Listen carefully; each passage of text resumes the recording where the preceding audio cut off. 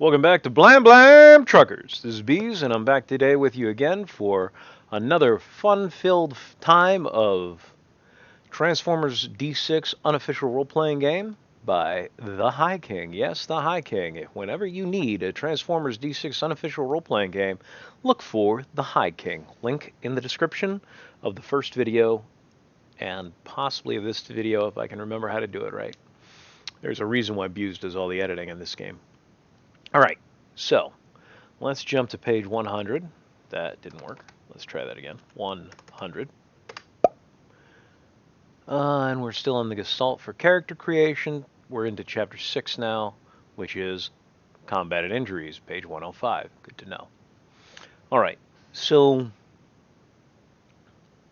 not just going to read through all this, but you guys can pause it and read through whatever I don't cover. I'm going to try and cover most of this in half an hour, but I don't think that's actually going to happen.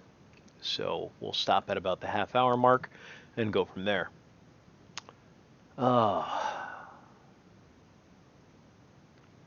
Okay. So first, what he's covering is melee versus ranged combat. And it's exactly the same for the most part as in the Wedge D6 role-playing game. They made a Star Wars role-playing game. I've mentioned it many times before. If you pick up the revised and expanded rules or just check out the rules on either d6holocron.com or rancorpitforums.com, rancorpit.com/forums, I think is the actual website. They'll explain all that to you. Basically, you have a skill to hit. You roll that. If it lands, you roll the damage. Pretty standard. If you're shooting at an NPC, a regular NPC, then that NPC, the GM will either roll that NPC's dodge or parry if it's a melee attack. Yeah. But the only way to get out to not be hit is either to have the person shooting at you shoot very poorly or to dodge out of the way. You cannot generally parry a ranged attack.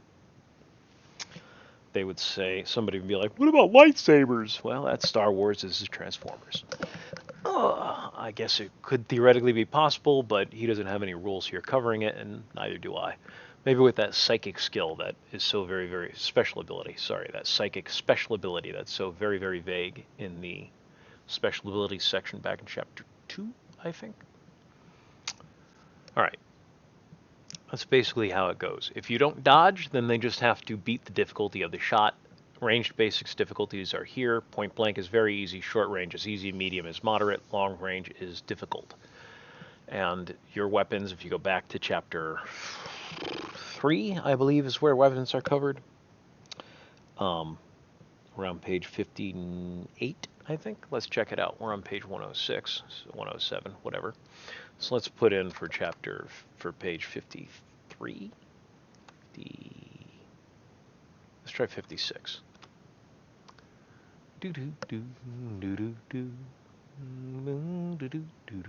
There's the knife and battle axe. And we're back into tools, so it would have been page 55. And we have our chart. And here are the ranges. So, and they're split up. So for the pulse rifle, for a class 1, ranges, short range is 3 to 30 meters. Medium range, or moderate, is 30 meters to 100 meters, and 100 meters to 300 meters is the long range. For a class 2, it is 6 to 60. Anything below the minimum here, so anything between 1 to 3 is point blank. That's very easy. Anything between 1 to 6 is point blank for a class 2. And anything less than 9 meters is point blank for a class 3 for a pulse rifle. But anyway, 6 to 60 for short range, 200 for medium range, and 600 for long range, 9 to 90, 300, and 900. Now, every weapon is different, has different ranges to it. Laser rifles have the highest range. Laser rifles tie with rockets and railguns for maximum range. At class 3, that's a maximum range of 1,500 meters. It's pretty good. within the context of the game. You can actually shoot far farther than that with modern day weapons, but you know, we only can bring so much realism into the game, and grid maps only get so big. So there you go. That covers range. Again, there's an inherent difficulty, and that's for a non-moving object. The faster it's moving, the harder it is to hit. Let's go back to page 107. So if your target is just sitting there doing nothing, then these are the difficulties based on range. If they're moving, that difficulty goes up depending on how fast they move. You know, make your best guess. As the GM, while you're picking a difficulty number, make your best guess based off of how fast they're moving. So, if on top of that, he hasn't covered it here yet, though he'll get into it, but it's either a difficulty number based off of the NPC or object, whatever, based on the inherent difficulty, or if they're rolling a dodge against you, then it's an opposed roll where you would roll your 2 hit and they would roll their dodge. And if the 2 hit is higher than the dodge, then you hit. If it's lower than the dodge, then they dodged out of the way. And when you dodge, you have to pick a direction that you're dodging in or what you're trying to dodge behind. That can help. He does cover. He does go over cover and concealment here. Not here, but a little in this chapter. Melee combat. If you're attacking with your fists, your feet, doing chokeholds, pins, using trees as clubs, you're attacking in melee range. So again, if they're not moving or trying to block you, and melee range is melee attacks are generally not opposed rolls against dodge. You can dodge out of the way, but think of dodge as jumping out of the way. And yes, I know people have made the argument that weaving like a boxer does, and Muhammad Ali was the king of this, but weaving like a boxer does to get out of the way would be considered dodge. And I do use that in one of my stories when Grunt does the dance of dodge. So I'm not opposed to that, but generally in melee range, you're going to block with a melee, your melee attack, either your melee weapon skill or your melee weapons or your brawling skill, or you can use martial arts. But martial arts is generally just added in, and this is all to parry attacks. So instead of, if you watch most boxing fights, they don't dodge most of the attacks. They block it with their arms and fists. Go watch MMA. They do this. They're moving out of the way. Yes, that would be the dodge, but most of their attacks are blocked or they connect. Yeah. He's got a list here for melee difficulty basics. Usually I just make it an opposed roll. I do have a rule he does not cover here where if you are brawling, using brawling to parry a weapon, then you're going to be taking some damage, just less damage. Even unless you have a very successful brawling, you're going to be taking some damage. Okay, so I don't have a set series of rules here. It does not come up very often. But if somebody is swinging a sword at you or trying to poke you with a sword and you try and grab the blade, you're going to cut your hand unless you're wearing gauntlets. Same thing with transformers. The steel of the weapon, whatever the metal that the weapon is made out of, is very, very sharp. So unless they're going to have to roll or resist, even if they grab the blade, if they're using brawling to parry a melee attack. Yeah, I don't have a set rule for it, guys. It's something to keep in mind. I don't know what I'd do off the top of my head. It just doesn't come up very often. Most of my games, the Star Wars games, the superhero games, and even Transformers games, almost all of the combat at the human/transformer level is almost all ranged combat. Even with Transformers, once you get into melee range, they usually break out their melee weapons, so it's melee versus melee. I don't have to worry about that, but it adds a bit of realism. And the exception to that, I say, is if you have martial arts, you can use brawling to parry a melee attack without taking damage, or potentially, depending on how you roll. Doesn't mean it's actually going to happen, but that's the rule I use. Hopefully that helps. That's between you guys and your players and your GM, and you can talk about it and sit at the table or sitting around the computer. You know, whatever works for you. Reaction skills. What is he saying here? Dodge is used to avoid range attacks. This is everything I just covered, isn't it? Yeah. Full dodge or full parry. Okay, so a full dodge or a full parry is you're using all your actions in that scene to block or get out of the way of the attack. And you can do this in vehicle mode. You can do this in while you're flying a vehicle or piloting a vehicle, and you can do this in combat. And what it does is instead of them having to beat your opposed roll, they also have to not only beat your opposed roll, they also have to beat the difficulty of whatever that situation was. So, going back up to here, if they're shooting at you, you would make your full dodge. So you'd roll your dodge. So let's say you have 4D in dodge. I'm just going to roll 4 dice here.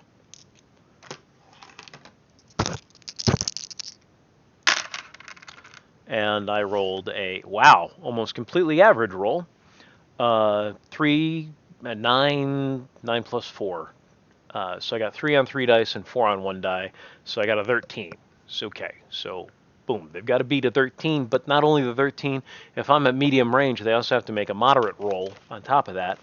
And so moderate is 11 to 15. So let's say it's 13 twice. Now they got to make a 26 to hit me for that dodge.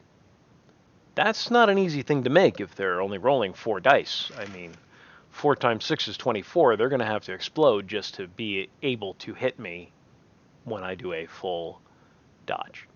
Make sense? Yeah, at short range, so if I rolled a 13 to dodge and I was at short range, it would be somewhere between 6 to 10. So let's say 8. 8 plus 13 is 21. Yeah, 21. So they're going to have to roll 21 on 4 dice. So let's roll those 4 dice again. And I didn't make it. I got 2. Wow, I'm rolling like crap right now. 3 2. I'm sorry, scrap. I'm rolling like scrap right now. 3 2s and a 3. That's not good. Let me just do another roll to see if I can actually roll decently for once. Yeah, that wasn't too decent. 2 1s, a 2, and a 5 on the wild. Anyway, getting back to what we're talking about. That's how a full dodge works, or a full parry works. It's a useful thing, but you can't do anything else during the round.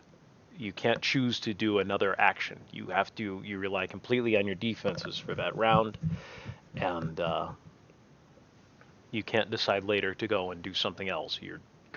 During those 5 seconds, you're dodging and only dodging. That's a full dodge. Weapons field of fire. All right, so this is going to be so much easier just to show it to you. So he's got you can read through all that. So now he does this in character, which I appreciate. So let's see. Where was that? There's full dodge. Weapons field of fire. So you can pause this and read through it. It's great reading. Okay, 1, 2, 3. Moving on to the next page. Pause this and read through it. 1, 2, 3. He's going to explain it more in depth than I am. I'm going to go very quickly here on this picture he drew up. So, if you shoot straight, it goes like this all the way through. If you do a spread shot with a machine gun, it spreads like this. Okay? If you fire an AoE weapon besides a spread shot weapon, then the missile, for instance, or a plasma ejector, or whatever it is, travels in a straight line, and where it hits, then you have a radius of damage coming out of that. So people in the orange would be taking 2d damage of that class scale, whatever class. In the yellow would be taking 4d, and in the red would be taking 6d. Which, if you're a big character, which is what he covers at one point, like a class 3 Transformer, then this is probably the best way to hit class 2s or class 1s especially class 1s, because class 1s get a bonus to dodge, but if they dodge out of the way, they might still be hit with 2d class 3 damage, and as I'm sure you've all memorized by now, I know I have because I've done this so many times, if they get 2d of class 3 damage, is 60 of class 1 damage, because there's a 2d difference between class 3 and class 2, and a 2d damage between class 2 and class 1. But they also got that dodge bonus, so you were aiming at the class 1 who was right here. They dodged and managed to get at the edge here of your 2d blast radius, so they didn't take 60 plus 4d, 10d class 1 damage. So you can see the advantage of both sides. Anyway, that's why class 3s tend to have at least one AoE weapon. This is why, you know, they need to, you do less damage for area effect damage generally with the way he's got the system set up, but usually it's a bigger thing attacking a smaller thing. So yeah, you can 1, 2, 3, you can pause and read this if you want to. Now he's going to cover and concealment. Okay, here's the difference. Concealment conceals you, okay? If you can't see something, if you're concealed, if somebody can't see you, they cannot aim at you, which is a very useful thing to know. If you know you can't be seen, you can't be shot at. And not on purpose anyway. They can hit you with a secondary effect, but if they do hit you, it's by accident. And that's on you. Get out of the way. Cover is something that actually blocks the attack. So he doesn't spend much time on concealment because it's pretty easy. If they can't see you, they can't intentionally shoot you. That's it. That's all there is to it. Cover, on the other hand, has rules beside it. Also, this is where he finally explains what the scan skill does. Now, personally, I don't let people scan. Scan takes time, but it's basically running through the electromagnetic spectrum on something and getting a feel for it. It's not generally something you want to do in combat because you're trying to not get hit in combat. You might want to. If you're in a position of cover or concealment, you might take some time to scan so you can get advantages on your 2-hit. And I would give you advantages on your 2-hit with a successful scan skill. But scan will also let you know, give you a rough idea of how much protection something has, including for their cover.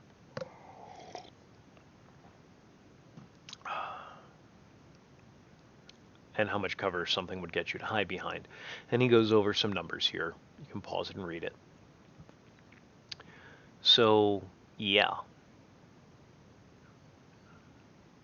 Get behind cover if you can. This is standard for combat for a long time now, since the arrow, basically. If you can get something between, or the stone, if you can get something between you and somebody throwing a stone at you, the stone won't hit you anymore if it's cover. If it's concealment, like a piece of paper, it's not going to stop a stone from going through it, let alone a bullet or an arrow or a laser blast. And then different cover. If somebody's shooting lasers at you and you hide behind a mirror, you're going to get, and no matter how powerful that laser is, you're going to get at least one round of cover out of it, because the laser might melt the mirror, but you're going to have to, the rest of it's going to be reflected back. Anyway, just a little GM note there for lasers. Excuse me. So yeah, think about what the cover's made of. Here are some concealment modifiers. Light smoke. Now, I don't do the negative dice are added to the attacker's roll. I never subtract dice if I can help it. In Wedge D6, you do not. West End Games D6, you never subtract dice, because it might reduce your pool to 0 or into negative numbers, your dice pool, and you can't roll negative. You can't roll dice that don't exist. They're negative dice or 0 dice. So I don't use negative modifiers. I add the concealment modifier to the defender's sneak roll. So I make them roll a sneak roll, see if they can't see. If they can't be seen, then it's that much harder to hit. Or I'll add it to their dodge roll. They're that much harder to hit. Yeah. Unless you take a tool. Like, there are tools that really need to be added to this game that I never get around to writing in. I should do that now. I'm running out of time, but I should do that now. Um, so one of the tools I was thinking of was night vision goggles, which are not listed here. But night vision or infrared vision or X-ray goggles, all of those should be tools that aren't listed here. And the bonuses to them are negates nighttime penalties for night vision. No light is required, only heat for thermal. What do you call it? Goggles or infrared. And yeah, um, for X-ray, I don't know exactly how to explain. There's no like you have to understand how X-rays work, and the denser something is, the harder it is to see through it. Um, yeah, I've tripped up many a player who's taken X-ray vision in one of my games on that. Cover modifiers, okay. Cover modifiers reduce the damage done, and I usually just have it increase the defender's damage roll. So 1/4 cover uh, would increase your damage resist roll by 1d. 1/2 cover would increase your damage resistance roll by 2d, etc. You can see the modifiers on the page. Human scale item protection, this is just a guide for you to see how much protection they would give you at human scale. Yeah. Then he talks about being knocked prone. If you're knocked prone, you're at -4d to melee attack actions while on their stomach or their back.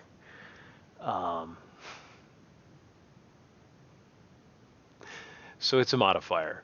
For ranged attack, you get harder to hit. So when you're knocked prone, it's harder for you to dodge out of the way. But when you are prone, it is harder for you to hit, and you get a bonus to stability, so it increases your attack roll, not your to-hit roll, not your damage roll. It increases your attack roll to be lying down, or one if you're on a knee or sitting. But yeah. Anyway, he uses. There's nothing wrong with negative dice. It's just not my way because I keep running into problems and having to figure it out on the fly. So I stopped using negative dice. Plus, again, the original system does not use negative dice. Okay, so here's some some questions that were brought up to him. Target master, headmaster struck in combat. How is damage applied? He covers that. Are Cybertronians immune to the effects of cold, heat, poison, disease, psychic attacks, and magic? No. Poison, poison and disease in particular, they have to be Cybertronian poisons and disease. Like in Transformers Prime, they came up with Toxic N Energon or Toxic N, which is a poisoned energon. Megatron created that. Disease like Cosmic Rust affects Transformers. Psychic attacks. He doesn't go into too much detail on psychic attacks, but yes, they could specifically do psychic damage to you. And magic, he created the 2 special abilities, psionic or psychic or whatever it is, and occult or magic. He doesn't go into any detail, unfortunately, and I haven't had any need to come up with a system for exactly how that would work, but he goes into some detail, and you've got a rough idea of how it would work based off of the little bit of detail he gave you in the special abilities section back in Chapter 2. We covered it at the time. But yeah, all of that can be resisted.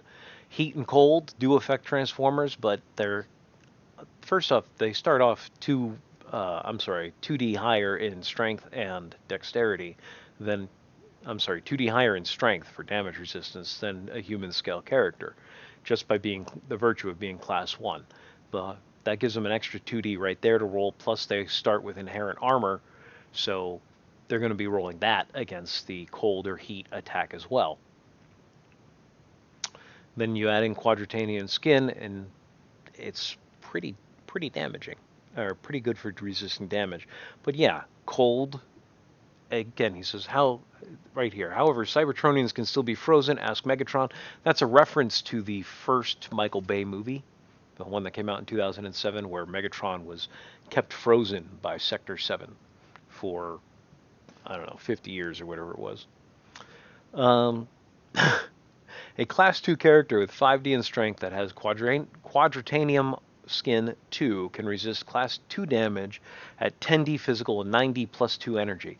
That seems to be a bit unbalanced. Are these characters meant to be indestructible? No. No, they're not meant to be indestructible. Also, I don't know how you guys play. If you go back to, we've had a couple of videos on this about D&D and how it's evolved, how RPGs have evolved over the years.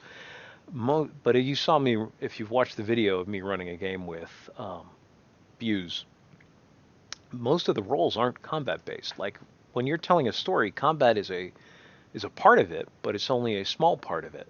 And just because you win all the time in combat doesn't mean you're succeeding in the rest of the game. There's other things to figure out, mysteries to solve, situations that you get into that bring other problems down on you, and there's always, to quote Qui-Gon Jinn, a bigger fish. Just because you're resisting damage at 10D physical Class 2 scale doesn't mean that you only need to be able to do 8D physical damage at Class 3 scale to match it, and that is not impossible. A 5D Class 3 character with one of those weapons that does, with a physical state weapon of 3D, that'd be strength plus 3D, that's 8D right there. Now you're going toe-to-toe with a Class 3. Quadratanium Skin allows you to go toe-to-toe with a Class 3, basically, as a Class 2. Maybe a little bit better, but here's not doing the kind... Are you going to be able to do the kind of damage that would actually do damage to that Class 3 Transformer? I don't know. He's got 5D strength. You've got 5D strength. He gets 1D in armor. You're going to have to be able to beat that with your 2D physical state weapon. Yeah, it's an interesting balancing match. But again, if you create a character like Grunt, who I created for my Cybertronian Misadventure story there, Grunt has 10D strength, and he has 2 attributes at 1D because of that. 2 or 3. Knowledge, technical, and mechanical are all at 1D. He can't fix anything. He can't fly anything, pilot anything. Not well. He's below average in both of those, and he doesn't know a lot. So there's a lot of the game that, if I was playing as Grunt, I wouldn't be able to participate in well. I'd be failing all the time. That's the balance. That's the price you're going to pay if you create a character who's amazing at perception-based skills, which, by the way, are incredibly fun to play.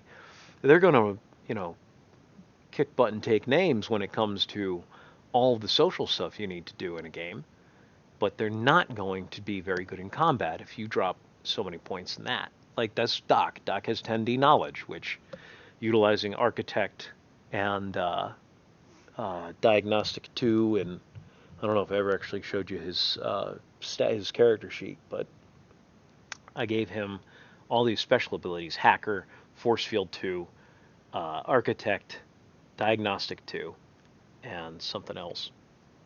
That's only 7. There's one more. Anyway, you guys want to see it? I'll show it to you real quick. So this is Grunt, and if you look at Grunt, he's at Dexterity 3D, Knowledge 1D, Mechanical 1D, Perception 2D, Strength 10D, Technical 1D. This guy's a powerhouse. Short of fighting a Dinobot, he's going to be unstoppable if in a brawling situation. He can't really take damage. He is meant to be indestructible. He did take Quadratanium Skin 2. He took Acrobat, so his climb jump adds to his dodge roll. And his climb jump is 12D. His dodge is 3D. He's rolling 15D Class 2 to dodge. Nothing can hit him if he doesn't want to be hit. And he has super strength, adding in 2D to his damage rolls for his physical attacks. So he's resisting damage at 15D physical, 14D plus 2 for energy attacks. He's pretty much indestructible, but he's also fairly useless. 1D knowledge, 1D mechanical, 2D perception, that's average, 1D technical. The guy's gonna, he's not going to be an easy robot for most people to play. It's just the way of it. If we pop over to, let's pop down here, character ideas, Autobots, and let's take a look at Logos/Doc. Great backstory for Logos/Doc, but we want to look at his stats right now. He's at 10D knowledge, 1D dex, 1D strength, 1D mechanical, 2D perception, 3D technical. And I needed that so I could get my engineering and my medicine and all that other stuff to where they needed to be, and robotics. So, and first aid and security. All of that needed to be in place for me to do this. Right here. Architect, Diagnostic 2, Force Field 2, Hacker, and Teleport 1. Now, Teleport 1 is not impacted by knowledge, but Architect allows you to add your knowledge roll, 10D, your knowledge attribute, to any of your repair rolls for technical, which is sitting at 3D. Not bad. But all of my repair rolls are now 10D, including computer programming. If I'm making a program, I'm rolling at 13D. Diagnostic 2 allows you to add your knowledge roll to your repair roll. Notice how I just said my architect allows me to roll my repair roll. So I'm actually adding 20D to my medicine, engineering, and robotics rolls. 20D. And they're already at 1D. Plus, if it was first aid, it'd be at 25D, not 21D. There's a reason why Doc is so insanely good at taking care of people. Force Field 2 means I roll my perception plus my knowledge for the strength of my force field, meaning Doc is at 12D force field. Now that's only class 1. So, he's only at 6D force field against a class 3 weapon, but 6D is very good. And 8D class 3, because he's at 12D, not 10D. So you subtract 4D. He's at 8D resist at class 3. That's insane. That's very good. That's what it is. Hacker means he adds his knowledge roll, his knowledge attribute, to his security and computer science and programming, computer programming and repair rolls to get into places. And on top of that, if he's using a program to do it, you add in the architect. So now I've got 20D I'm adding into my computer programming role to create a program that would hack into other computer systems. This character is wonderfully broken. And then Teleport, again, it doesn't get the knowledge bonus, but Teleport allows Doc to get out of situations fast. And he doesn't use his Energon for anything besides Teleport, except for, I think, Diagnostic 2 requires a point of Energon and the Force Field. It's only in his special abilities that he drains his... He doesn't even have any weapons that he drains. He's totally a technical knowledge and a little bit of perception character. That's it. That's all he does. But he's insanely good at it. And so if we get in combat, his job is to hide, which he's not great at, or throw up his force field, or teleport out of there. He's the one who gathers the humans inside of him and teleports out of there. Anyway, going back to X-Formers, bring up the core rules, go back to page, where were we, 107? Yeah. It's all about how you want to play your character, how you want to build your character. We were talking about cover. Knock prone, damage, healing, and repairs. Okay. I think I'm about at half an hour. I am, 34 minutes. This is a good stopping point. We'll get into damage, healing, and repairs. Man. No, he was at... Where are the questions? We were doing the questions. That's what we were doing. Let's cover a few more. Yes, Grunt is indestructible. That's where we were at. Grunt is indestructible. No question about that. But he's not 100% indestructible, and 2, he can be easily tricked. He's got 2D in perception. Like when I was writing up a concept for an a nemesis for him, it would be a Decepticon with a high perception, who's sneaking in and out of places, a spy character who's not particularly strong, who surrenders whenever he runs into Grunt because he doesn't want to get destroyed, and then once he surrenders, he talks him into letting him go, and Grunt falls for it over and over and over again. That would be the ideal character to take down Grunt. Is not somebody who can outfight him, but somebody who can outtalk him. If you're only got 2D perception and you're going up against somebody with 5D or 6D perception, plus they've got their skills on top of that, and you don't have any skills in perception, they're going to outtalk you every time. And you're going to think you're doing the right thing, to the point where you're going to have to be given orders or you're going to have to remind yourself, don't listen to this guy. Everything he says is wrong. And then he'll still be able to talk you out of it over time. It's a hilarious comic trope. It's been used a number of times. Anyway, he covers if a character failed to dodge block properly or fails to dodge block at all. If struck by physical impact weapon. Okay. So now he's moving away from the questions. We'll probably save this for next time. This is about getting knocked off their feet. So many people were taking Quadratanium skill and Quadratanium, yeah, I said it right. Quadratanium skin in the game that he came up with secondary rules for getting knocked down. If you're hit by a physical impact weapon, so not lasers, not ion cannons,